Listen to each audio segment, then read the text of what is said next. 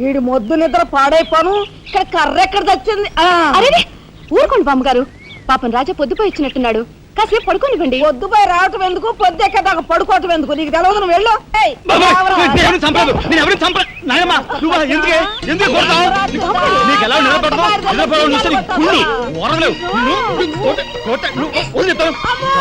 నిద్రపోనకుండా కొట్టుకొని పైవం చేస్తుంటావు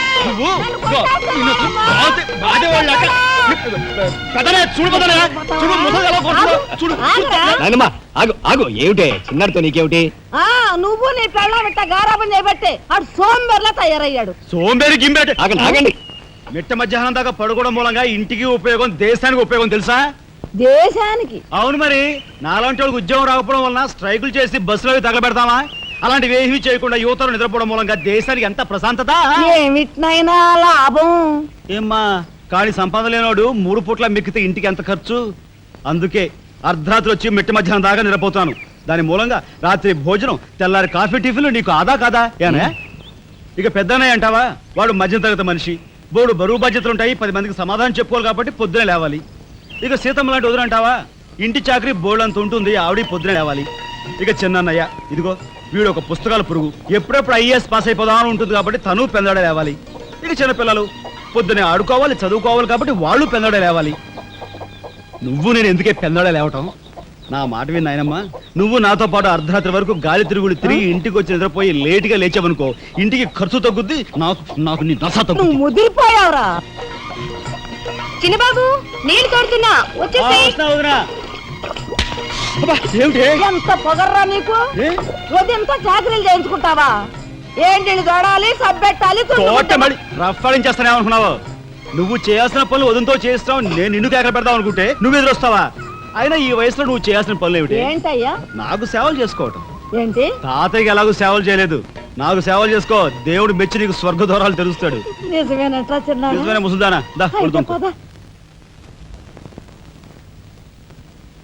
పెద్దాడా, ఇల్లు అమ్మేయటానికి తీర్మానించుకున్నావా? అమ్మకి తప్పేటట్లేదు నానమ్మా. మనకున్న అప్పులకి ఇల్లు కాదు కదా, ఈ వీధి మొత్తం అమ్మినా ఏమీ తీరం. నువ్వు నోరు మీరా.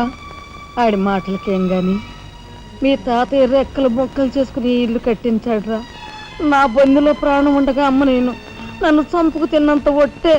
ఈ మాత్రం దానికి అంత పెద్ద పెద్ద మాటలు ఎందుకు లేనమ్మా? అమ్మలే ఆ తిప్పలేవో నేనే పడతాను. అన్నయ్య అసలు గొడవేమీ లేకుండా నేనే చదువు మానిస్తే? అయ్యి బాబోయ్, భలేవాడివే, చదువు మానేస్తానంటావేంటి? నువ్వేదో కలెక్టర్ అవుతావు, ఇంటెల్ పాదిని ఉద్ధరిస్తావు అని మేమంతా నీ మీద ఆశ పెట్టుకుంటే తప్పురా అన్న. ఆ పని చేయకు. అవును, ఇప్పుడు నీ అయ్యే చదువుకి ఎంత ఖర్చు అవుద్ది? ఢిల్లీ దాకా వెళ్ళాలంటే 500 ఖర్చు అవుతుంది. ఆ పైన ఎగ్జామ్ ఫీజు, ట్యూషన్ ఫీజు, పాత బాకీలో కలిసి కనీసం 25,000 అవుతుంది. 25,000?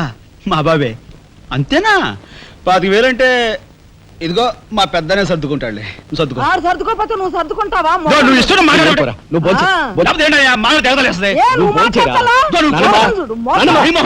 ముందు వాడు బోంచేది. రే రాఘవ, ఏ పరిస్థితుల్లో నీ చదువు ఆగిపోవటానికి వీలేదురా. ఎంత ఖర్చైనా సరే డబ్బు సంగతి నేను చూస్తాను, నువ్వు నీ ఏర్పాట్లో ఉండు. అదిగో వచ్చారు నీ గాడిద గ్యాంగు. పూసే గాడిద వచ్చి మేసే గాడిదని చెడగొట్టిందంట. మెయిటివ్ అయిందిగా, ఇక లేచండు. నాయనమ్మా, సాయంత్రం వచ్చేసరికి మునక్కాయ కూరలో ఉప్పు చేపేసి వండి పెట్టవా? మునక్కాయన్ని ఉప్పు చేప వండి పెడతా. కొంటిదానా, మీ తాత ఇట్టగా ఏడిపిస్తూ తినేవాడురా. ఈడు అన్ని ఆయన పోలికలే. ఏంటి ఈ రోజు మన ప్రోగ్రాం? ఏముందిరా, షారా మామూలే. ముందుగా ఉద్యోగాల వేట, ఆ తర్వాత అమ్యూజ్మెంట్ పార్క్, కొడుకుసే వాళ్ళకి ఇల్లు చేరుకోవటం. హిందూ వదలకే నీ ఓటు. మనాడికి రాజకీయాలంటే ఇంట్రెస్ట్ లేదు కానీ అప్పట్లో మనందరం కలిసి హిందూ వదన జిందాబాద్ అని ఉంటే ఈ పాటికి ఒక్కొక్కడికి 10 ఉద్యోగాలు ఉండేవి. హిందూ వదన జిందాబాద్. బోలో స్వతంత్ర భారత్ కే, బోలో స్వతంత్ర భారత్ కే.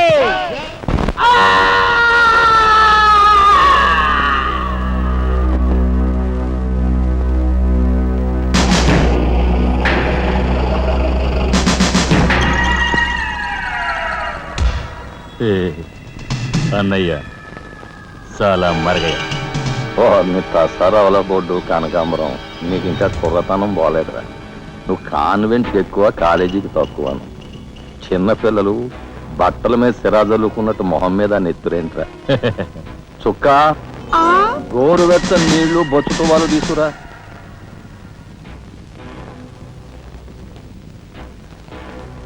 ఈ నీళ్లు తీసుకెళ్ళి మన గులాబీ మొక్కలకు పోయి ఆపండ్రా. ఒరే చలపతి కప్పెట్టడానికి ఎక్కువ తగలడ్డానికి తక్కువగా తయారయ్యాడు. చుక్క వీడు కార్మిక నాయకుడిన నా మీదే కాలరెత్తిలా అయిపోయాడు. పాపం సెండ్ ఆఫ్ ఇచ్చాయి. నీ తసారావులో board బలేవోడువయ్యా SP.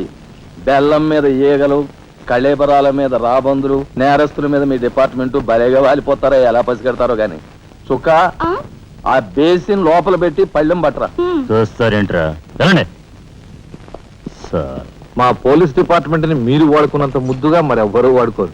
I'm your fan. Thank you. వారి చేతికి మా చుక్క కన్నాంబకి ఎక్కువ, కాంచనమాలకు తక్కువ. Nice guide. ఏమిటి సార్ ఈ మద్దతు కూడా మామూలు పళ్ళేనా? అయినా అదేం తక్కువ అమౌంట్ కాదు, లకారం. నమస్కారం ఎస్పీ గారు. నమస్తే. హాయ్ చుక్కి. ఏమండి ఒక కేసు తెచ్చాను, మర్డర్ చేసి పెట్టాలి. ఏమయ్యా సిద్ధాంతి, నీకేమైనా మతిపోతుందా? మద్దళ్ళ గురించి పోలీసు వారి ముందు జంకు గొంకు లేకుండా మాట్లాడేస్తా. ఆయన దగ్గర మనకు జంకెత్తుకండి, ఆయన పళ్ళు ఆయనకు ముడుతూనే ఉందిగా. ఎటు వచ్చి ఓ పక్క మర్డర్ కేసు చూపిస్తున్నాను, మరో పక్క మరణ మొత్తాలు పెడుతున్నాను. నా విషయంలోనే అంత చిన్నదో చూస్తున్నారు. ఇది ఏమైనా బాగుందో చుక్క? మా సిద్ధాంతి శనిగ్రహానికి ఎక్కువ, శుక్రగ్రహానికి తక్కువ. చదువు నవ్వుని పళ్ళుని ఒకేసారి మూసేయి. ముందు కేసు మాఫీ చేసే పని చూడు. ఒకటే ఉంది. ఏ ప్యాడ్ పెట్టుకోవచ్చు కక్కుర్తి.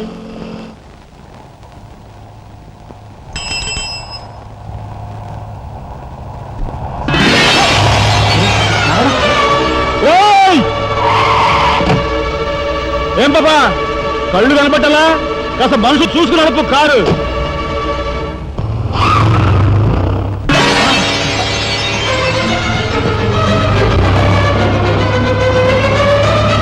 ఎంత పొగర్రా దీనికి.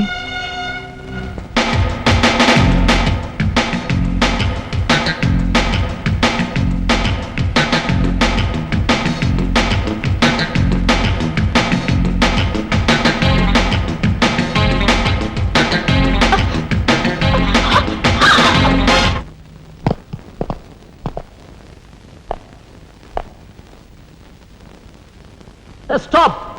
What the hell is happening here, yaar? We have come here to enjoy. Dance!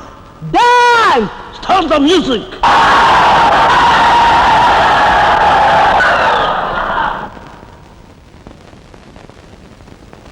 Okay, start music.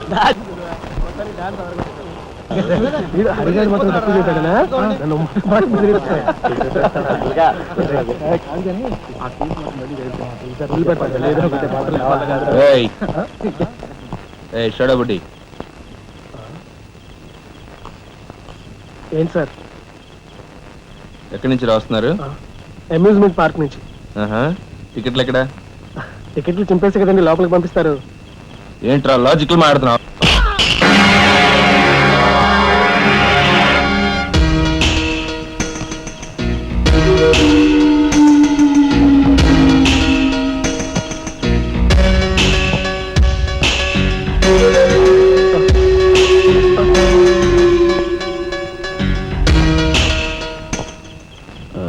ఎందుకు సార్ మా వాడిని కొట్టారు? పక్క వీధిలో కార్మిక నాయకుడు మర్డర్ జరిగింది. ఆ మర్డర్ చేసింది మీరే కదరా? ఏంట్రోయ్ డ్యూటీ దిగిపోతూ మందు కొట్టి ఇంటికి వెళ్తున్నారేమో అని డౌట్ వచ్చి. ఏంట్రా కూర్చోవ్?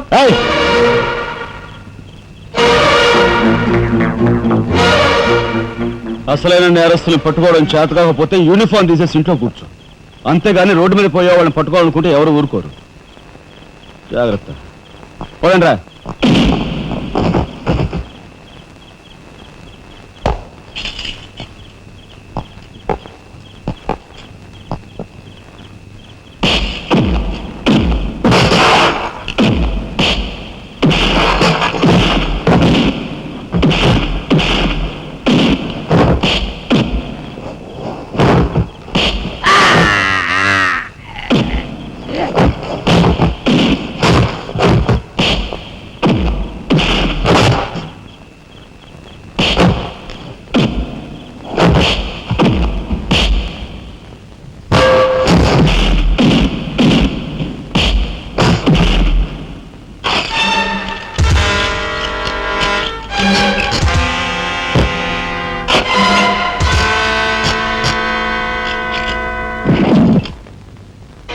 పోలీస్ ఇన్స్పెక్టర్ అయి ఉండి వాళ్ళతో దెబ్బలు తింటాను నీకు సిగ్గులేదు 24 గంటల్లో ఆ గ్యాంగ్ ని పట్టుకుని పోలీస్ స్టేషన్ లో పెట్టకపోతే నిన్ను మర్డర్ చేస్తాను అండర్స్టాండ్? వాడేదో నీ పోలికలతో పుట్టాడు కదా అని కాస్త గారాబం చేశాను అంతే. నెత్తి కూర్చున్నాడు. హ, ఏ లోకల్లో ఉన్నావో ఏమో.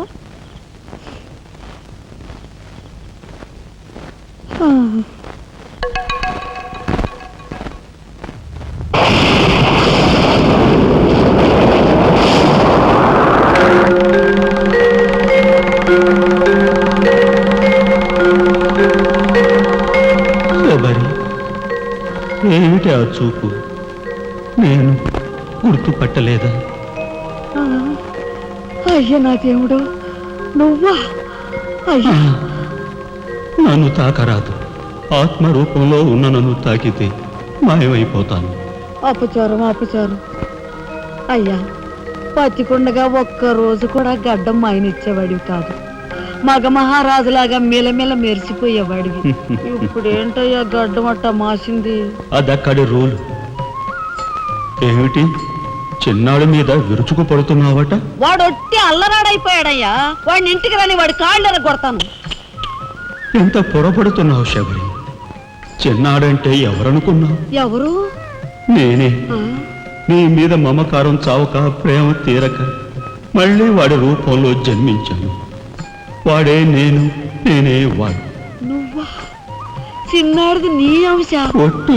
మరి ఇన్నాళ్ళు నువ్వు నాతో చెప్పలేదేమయ్యా? ఆ ఐడియా నాకు ఇప్పుడే వచ్చింది ప్రియ. చూడు శబరి, ఇక మీదట వాడు ఎంత లేటుగా వచ్చినా, ఎంత పొద్దుకి లేచినా, ఏ పని చేసినా చేయకపోయినా వాడిని కించత్ మాట అనకు. అన్నాహో స్వర్గంలో నేను క్షోభపడిపోతాను. అమ్మో అమ్మో, ఎంత మాట! వాడికి ఏమన్ను? అయ్యా, రాకొచ్చావు 4 మెతుకులు తినేళ్ళవా? నాకంత వ్యవధి లేదు శబరి. అవతల స్వర్గంలో నా కోసం రంభ, ఓర్వశి, మేనక డాన్స్ చేయకుండా ఎదురు చూస్తూ ఉంటారు. శబరి, ఏమిటా అలక? సహజమే. చూడు శబరి, నువ్వు నాకు పాదాభివందనం చేసుకుంటే నీకు స్వర్గం ప్రాప్తిస్తుంది. అక్కడ మనం కలిసి డాన్స్ ఆడదాం. నిజమా?